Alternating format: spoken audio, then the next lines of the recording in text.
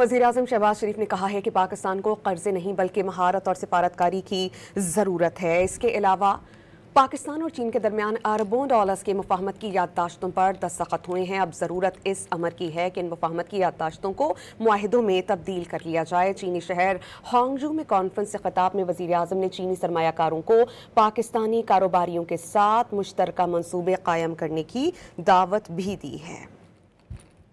We have signed MOUs of worth billions of dollars, starting from Shenzhen and here today in Hangzhou. And I think these MOUs now need to be converted into agreements. I'm very happy to hear that 30% of these MOUs have been converted into agreements, which most definitely run into a few $billion. China imports every year about $100 billion worth agri products from abroad. Pakistan's share is just a fraction.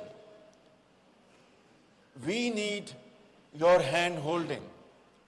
That industry where China is no more competitive because of expensive labor, we would like to invite you to come to Pakistan, bring your plant and machinery in those areas and have joint ventures with Pakistani entrepreneurs.